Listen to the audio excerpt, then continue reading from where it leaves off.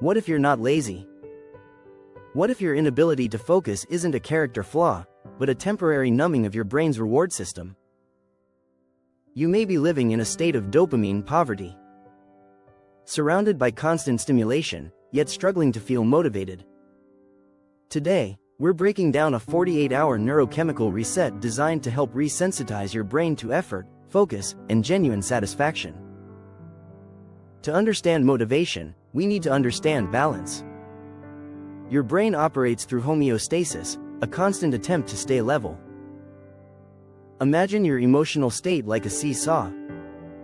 On one side is pleasure. On the other is pain.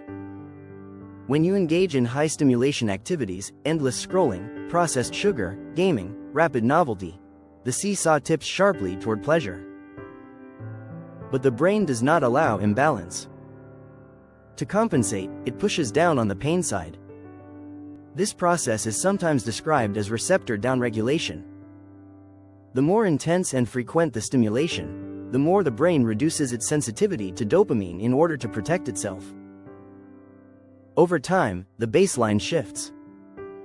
What once felt exciting now feels normal. What once felt normal now feels dull.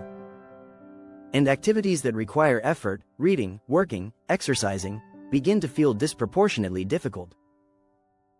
You are not unmotivated. Your reward system has simply recalibrated around high-speed stimulation. Modern life introduces something our biology did not evolve for: super-stimuli.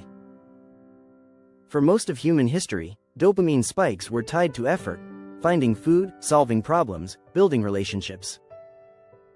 Today, you can trigger rapid dopamine bursts every few seconds with minimal effort. When the brain is repeatedly exposed to high-intensity, low-effort rewards, motivation for slower, effort-based rewards declines. This state can feel like emotional flatness. Activities that are objectively meaningful feel boring, natural rewards feel muted. This is sometimes referred to as functional anhedonia, difficulty deriving pleasure from ordinary experiences. If a quiet walk feels underwhelming, it may not be the walk. It may be your calibration. To reset the calibration, stimulation must temporarily decrease. The 48-hour reset is built on a simple principle: reduce artificial stimulation long enough for the brain to regain sensitivity. The first 24 hours focus on reduction. Limit non-essential screen exposure.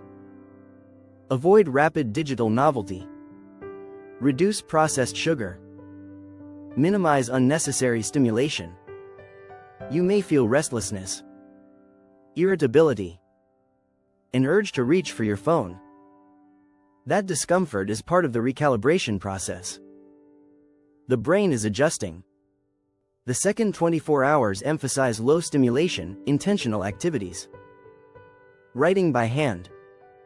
Walking without headphones. Reading physical books. Preparing simple meals. By reducing extreme peaks, the brain begins to restore its sensitivity to subtler rewards.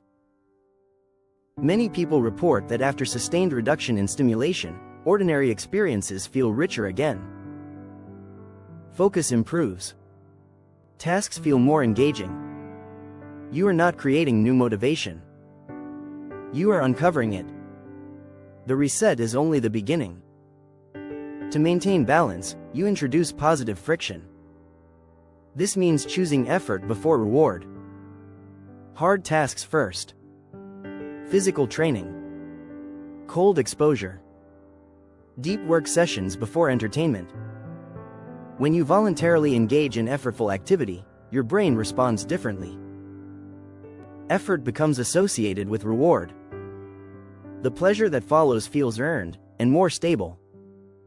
Unlike rapid dopamine spikes, effort-based dopamine release tends to be longer-lasting and less volatile. The connection between work and satisfaction strengthens. You begin to rely less on constant stimulation and more on intentional action. Many modern struggles are framed as discipline problems. But often, they are calibration problems. You don't necessarily need another productivity tool. You may need receptor sensitivity restored. Choose one weekend this month. 48 hours. Reduce digital noise. Accept boredom. Let your nervous system settle. Boredom is not an enemy. It is space. And in that space, focus, creativity, and drive can re-emerge. If you're ready to take control of your attention and rebuild your internal reward system, subscribe for more science-based strategies on performance and mental architecture. I'll see you in the silence.